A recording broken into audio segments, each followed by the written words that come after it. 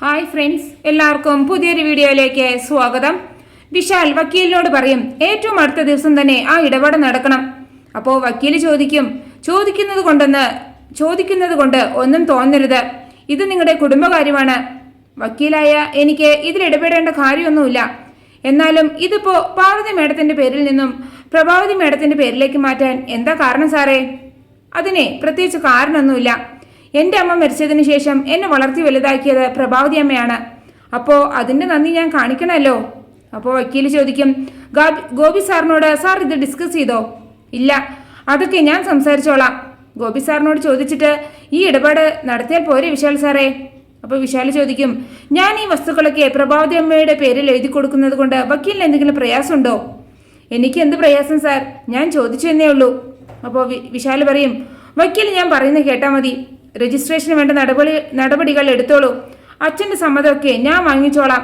അച്ഛൻ സമ്മതിച്ചോളും. അപ്പോൾ വക്കീൽ പറയും, ഒരു കാര്യമുണ്ട് സാർ, നാളെയും മറ്റന്നാളും രജിസ്റ്റർ ഓഫീസ് അവധിയാണ്.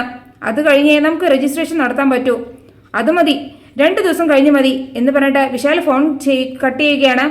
എന്നിട്ട് വിശാൽ പാർവതിയോട് പറയും, നിന്റെ പേരിലുള്ള എല്ലാ സ്വത്തുക്കളും അമ്മയുടെ പേരിലേക്ക് എഴുതി കൊടുക്കണം. നിനക്കതിൽ വിഷമമൊന്നും ഉണ്ടാകില്ല എന്ന് എനിക്കറിയാം. വസ്തുക്കളെല്ലാം അമ്മയുടെ പേരിൽ എഴുതി കൊടുക്കുന്നത് ഒരു നല്ല കാര്യമല്ലേ പാറു? അപ്പോൾ പാർവതി ആ വീഡിയോയെക്കുറിച്ച് ഓർക്കുകയാണ് കേട്ടോ. അപ്പോൾ വിശാൽ പറയും, ഗായത്രി അമ്മയ്ക്ക് തുല്യമാണ് പ്രഭാവതി അമ്മ. പ്രഭാവതി അമ്മ വിഷമിച്ചാൽ ഗായത്രി അമ്മ വിഷമിച്ചതുപോലെ ആവില്ലേ? ഇപ്പോൾ പ്രഭാവതി അമ്മയ്ക്ക് ഒരു വിഷമം ഉണ്ടായിരിക്കുന്നു.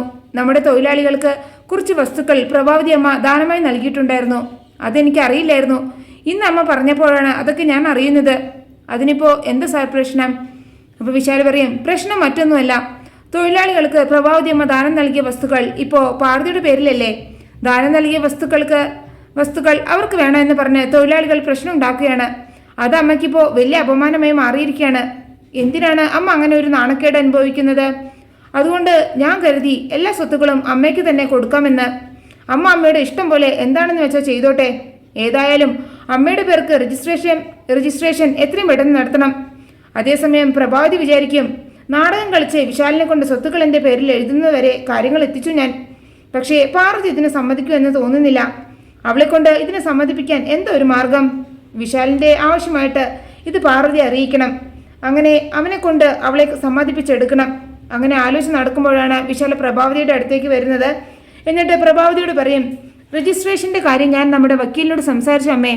2 ദിവസം രജിസ്റ്റർ ഓഫീസ് അവധിയാണ്.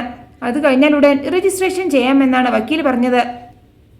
അപ്പോൾ പ്രഭാവതി പറയും, അല്ല മോനെ, ഞാൻ എൻ്റെ വിഷമം പറഞ്ഞു എന്നേ ഉള്ളൂ. അതിൻ്റെ പേരിൽ തിടുക്കപ്പെട്ട് സ്വത്തുക്കൾ എൻ്റെ പേരിൽ എഴുതി തരണം എന്നൊന്നുമില്ല. അപ്പോൾ വിശാൽ പറയും, ഇതിനി വെച്ച് താമസിപ്പിക്കണ്ട അമ്മേ. സ്വത്തുക്കളെല്ലാം ഉടനെ തന്നെ അമ്മയുടെ പേരിലേക്ക് മാറ്റണം. അത് അമ്മയുടെ പേരിൽ ഇരിക്കുന്നത് തന്നെയാണ് നല്ലത്. അമ്മ കൂടുതലൊന്നും ചിന്തിക്കേണ്ട, ഞാനെല്ലാം തീരുമാനിച്ചു കഴിഞ്ഞു. അപ്പോൾ പ്രഭാവതി പറയും, വക്കീലിനോട് സംസാരിച്ചത് ഓക്കെ. അതിനു മുമ്പ് നിന്റെ അച്ഛൻ്റെ സമ്മതം വാങ്ങേണ്ടേ? അതൊക്കെ ഞാൻ വാങ്ങിച്ചോളാം അമ്മേ.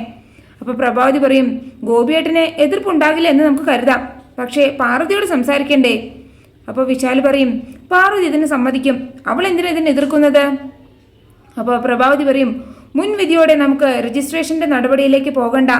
പാർവതി സമ്മതിക്കുമെന്ന് കരുതി നമ്മളെല്ലാം പ്രൊസീഡ് ചെയ്തിട്ട് ഒടുവിൽ രജിസ്റ്റർ ഓഫീസിൽ വെച്ച് അവൾക്ക് അവളുടെ പേരിലുള്ള സ്വത്ത് കൈമാറ്റത്തിന് സമ്മതമല്ല എന്ന് പറഞ്ഞാൽ അവിടെ വെച്ച് വെറുതെ പ്രശ്നങ്ങളുണ്ടാവില്ലേ?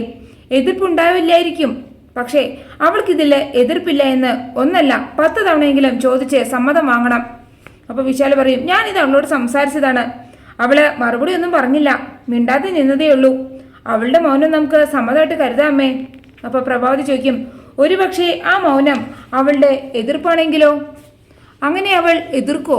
അപ്പോൾ പ്രഭാവതി പറയും, ഏതായാലും മോൻ അവളോട് ഒന്നുകൂടി ചോദിച്ച് ഉറപ്പാക്കുന്നതായിരിക്കും നല്ലത്.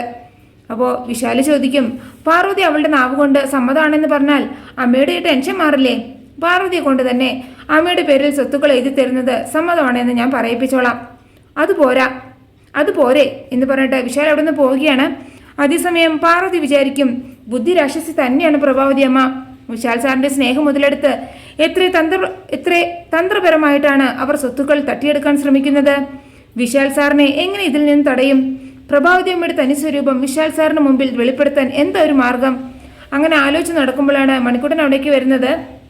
പ്രഭാവതി ഇങ്ങനെ ആലോചിച്ച് നടക്കുന്നത് കാണുമ്പോൾ മണിക്കൂട്ടൻ ചോദിക്കും, എന്താ പാറു നീ ആലോചിക്കുന്നത്?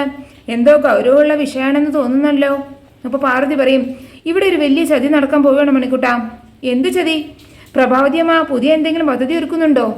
ഉണ്ട് മണിക്കുട്ട. അതിന് പ്രതാപൻ ഇവിടെ ഇല്ലല്ലോ. പ്രതാപനില്ലാതെ പ്രഭാവതിയമ്മ തനിയെ എന്ത് ചെയ്യാനാണ്? അപ്പോൾ പാർവതി പറയും, അനിയൻ കൂടെ ഇല്ല എന്ന് കരുതി പ്രഭാവതിയമ്മ തളർന്നിട്ടൊന്നുമില്ല. അവരുടെ നീക്കങ്ങളൊക്കെ ഇപ്പോഴും പഴയതുപോലെ തന്നെ തുടരുന്നുണ്ട്. ഇവിടുത്തെ സ്വത്തുക്കൾ മുഴുവൻ തട്ടിയെടുക്കണം.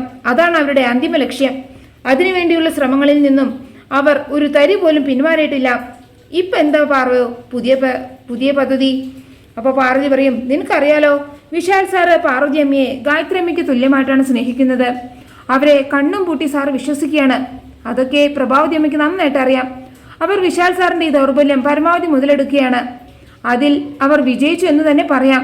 ഇപ്പോൾ അമ്മയോടുള്ള സ്നേഹം മൂത്ത് എൻ്റെ പേരിലുള്ള സ്വത്തുക്കൾ മുഴുവൻ സാറ് പ്രഭാവതി അമ്മയുടെ പേരിൽ എഴുതി കൊടുക്കാൻ പോവുകയാണ്. പ്രഭാവതി അമ്മ തന്ത്രപൂർവ്വം ആ സ്വത്തുക്കൾ മുഴുവൻ അടിച്ചെടുക്കാൻ പോവുകയാണ്. ഇത് കേൾക്കുമ്പോൾ മണി ചോദിക്കും, ഇതൊക്കെ അറിഞ്ഞിട്ടും നീ ഇതിന് കൂട്ടു നിൽക്കാൻ പോവുകയാണോ പാറു? നീ സ്വത്തുക്കൾ പ്രഭാവതി അമ്മയുടെ പേർക്ക് എഴുതി കൊടുക്കാൻ പോവുകയാണോ? അപ്പോൾ പാർവതി പറയും, അല്ലാതെ ഞാനിപ്പോൾ എന്ത് ചെയ്യാനാണ്? എൻ്റെ പേരിലുള്ള സ്വത്തുക്കൾ പ്രഭാവതി അമ്മയ്ക്ക് കൊടുക്കില്ല എന്ന് പറയാൻ എനിക്ക് സാധിക്കുമോ? അങ്ങനെ ഞാൻ പറഞ്ഞാൽ അത് വിശാൽ സാറിന് വലിയ വിഷമാവും. മാത്രമല്ല എന്നോട് ദേഷ്യവും തോന്നും. ഞാനും സാറും തമ്മിൽ ഇതിൻ്റെ പേരിൽ പിണങ്ങാനും ഇടയാവും. അപ്പോൾ മണിക്കുട്ടൻ പറയും, പ്രഭാവതി അമ്മ ചതിക്കാൻ ശ്രമിക്കുകയാണെന്ന സത്യം നിനക്ക് വിശാൽ സാറിനെ ബോധ്യപ്പെടുത്തിക്കൂടെ? അപ്പോൾ പാർവതി പറയും, അതിന് തെളിവുകൾ വേണ്ടേ മണിക്കുട്ട? അതല്ലാതെ പ്രഭാവതി അമ്മ ചതിക്കാൻ ശ്രമിക്കുകയാണെന്ന് ഞാൻ പറഞ്ഞാൽ സാർ അത് വിശ്വസിക്കില്ല. പ്രഭാവതി അമ്മ വഞ്ചിക്കുകയാണെന്ന് വിശാൽ സാറിനെ എങ്ങനെ മനസ്സിലാക്കി കൊടുക്കാൻ പറ്റും? കുറേ നേരമായിട്ട് ഞാൻ അത് ആലോചിക്കുകയാണ്. ഒരു വഴിയും തെളിയുന്നില്ല. എന്തു ചെയ്യും ഇനി? അങ്ങനെ ആലോചിച്ച് നിൽക്കുമ്പോഴാണ് പാർവതിക്ക് ഒരു ഫോൺ വരുന്നത്. ഫോണിൽ പറയുന്ന കാര്യം കേട്ട് ഞാൻ ഇപ്പോൾ തന്നെ വരാമെന്ന് പറഞ്ഞിട്ട് പാർവതി അവിടെ നിന്ന് പോവുകയാണ് കേട്ടോ. പിന്നെ കാണിക്കുന്നത് വിശാല് പാർവതി അന്വേഷിച്ച് വീട് മുഴുവൻ നടക്കുന്നതാണ്. അപ്പോഴാണ് ഗോപിനാഥ് അവിടേക്ക് വരുന്നത്. അപ്പോൾ വിശാല് ഗോപിനാഥിനോട് ചോദിക്കും, അച്ഛൻ പാർവതിയെ കണ്ടോ?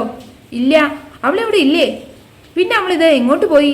ഒരു അത്യാവശ്യ സമയത്ത് അവളിത് എങ്ങോട്ട് പോയിരിക്കുകയാണ്? അപ്പോൾ ഗോപിനാഥ് ചോദിക്കും, അത്യാവശ്യമോ?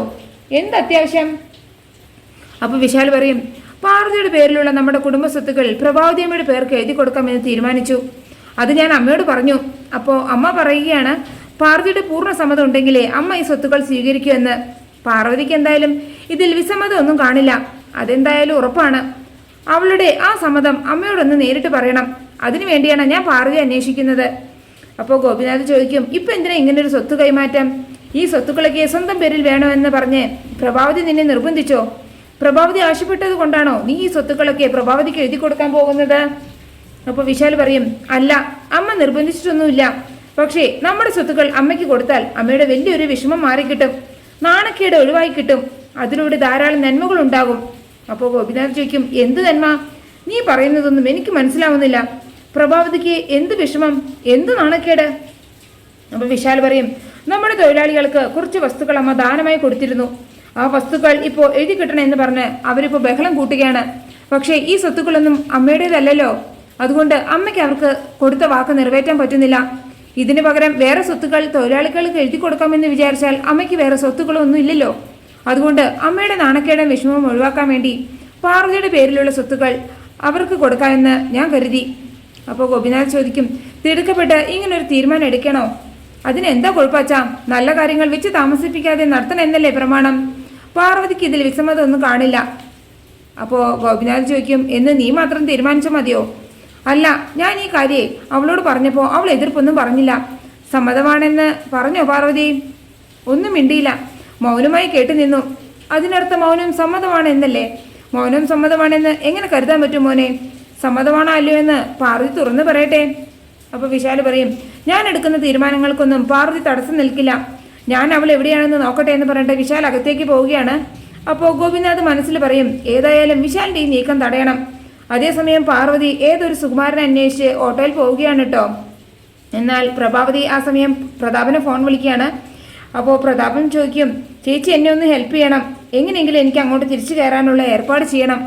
അപ്പോൾ പ്രഭാവതി പറയും, നീ സങ്കടപ്പെടണ്ട, നിന്റെ വിഷമമൊക്കെ ഉടനെ നമുക്ക് മാറ്റാം. നമ്മുടെ പദ്ധതികളൊക്കെ എത്രയും പെട്ടെന്ന് തന്നെ നടപ്പിലാകും. ഞാൻ കരഞ്ഞു കാണിച്ച് ഇവിടുത്തെ സ്വത്തുക്കളെല്ലാം എൻ്റെ പേരിൽ എഴുതി തരാമെന്ന് വിശാലിനെ കൊണ്ട് സമ്മതിപ്പിച്ചിട്ടുണ്ട്. ഇത് കേൾക്കുമ്പോൾ പ്രതാപൻ ചോദിക്കും, അതിന് വിശാൽ സമ്മതിച്ചോ? സമ്മതിച്ചു. ചേച്ചി അതെങ്ങനെ ഒപ്പിച്ചെടുത്തു? അതൊക്കെ നേരിൽ കാണുമ്പോൾ പറയാം. പാർവതി സമ്മതിച്ചോ? വിശാലിനെ കൊണ്ട് അവളുടെ സമ്മതവും ഞാൻ വാങ്ങിച്ചെടുത്തു. പാർവതി സമ്മതിച്ചോ? എൻ്റെ അനുഭവം വെച്ച് ഞാൻ പറയുകയാണ്. പാർവതി മനസ്സുകൊണ്ട് അത് ഒരിക്കലും സമ്മതിക്കില്ല. ഇനിയിപ്പോൾ സമ്മതിച്ചുവെങ്കിൽ സൂക്ഷിക്കണം. അതിന്റെ പിന്നിൽ എന്തോ ഉണ്ട്, എന്തെങ്കിലും പണിയുണ്ടാകും. ചേച്ചി സൂക്ഷിക്കണം, അവളെ പൂർണ്ണമായി വിശ്വസിക്കരുത്. അപ്പോൾ പ്രഭാവതി പറയും, ഈ പ്രാവശ്യം അവൾക്ക് അങ്ങനെ എന്നെ പറ്റിക്കാനൊന്നും പറ്റില്ല. വിശാലിനെ കൊണ്ടാണ് ഞാൻ അവളെ ലോക്ക് ചെയ്തിരിക്കുന്നത്. അവസാന നിമിഷം അവൾ വാക്ക് മാറിയാൽ വിശാലിന്റെ തനി ഗുണം അവൾ കാണും. അവൻ അവളെ പൊരിക്കും. അവനും അവളും തമ്മിൽ കലഹം നടക്കും. അത് ഞാൻ മുതലെടുക്കും. രണ്ടുപേരും തമ്മിൽ ഈ സ്വത്തിന്റെ പേരിൽ വഴക്കുണ്ടായാൽ അതിന് ഞാൻ ആളിക്കത്തിച്ച് ഡിവോഴ്സിന്റെ വക്കിലെത്തിക്കും. ഒരു കയ്യിൽ സ്വത്തും ഒരു കയ്യിൽ ഡിവോഴ്സും വെച്ച് പാർവതിയോട് വിലപേശും. അപ്പോൾ അവൾ എന്ത് ഡിസിഷൻ എടുക്കും? അവൾക്ക് എന്നും വലുത് വിശാലല്ലേ? അവൾക്ക് അവനെ മാത്രം മതിയല്ലോ. അതുകൊണ്ട് അവൾ സ്വത്തുക്കളെല്ലാം എൻ്റെ പേരിൽ എഴുതി വെച്ച് താനെ പറ്റി മടക്കിക്കോളും. അതിനി അധികം നാളുകളൊന്നും ഇല്ല പ്രതാപ, നീ ഒന്ന് വെയിറ്റ് ചെയ്യേ. സ്വത്തുക്കളൊക്കെ എൻ്റെ കയ്യിലൊന്ന് വന്നോട്ടെ. അന്ന് നിനക്ക് പിന്നെ സ്വതന്ത്രമായിട്ട് ഇവിടെ വന്ന് കയറാം. ഇതൊക്കെ നടക്കുമോ ചേച്ചി? നടക്കും. ഈ പ്രഭാവതി അത് നടത്തിയിരിക്കും. നീ കാത്തിരുന്ന് കണ്ടോ എന്ന് പറഞ്ഞ് പ്രഭാവതി ഫോൺ കട്ട് ചെയ്യാണ്. അങ്ങനെയാണ് ഈ എപ്പിസോഡ് അവസാനിക്കുന്നത്. നിങ്ങൾക്ക് എൻ്റെ റിവ്യൂ ഇഷ്ടമായാൽ മറക്കാതെ എല്ലാവരും ലൈക്കും സബ്സ്ക്രൈബും തന്ന് എന്നെ ഒന്ന് സപ്പോർട്ട് ചെയ്യണേ പ്ലീസ്.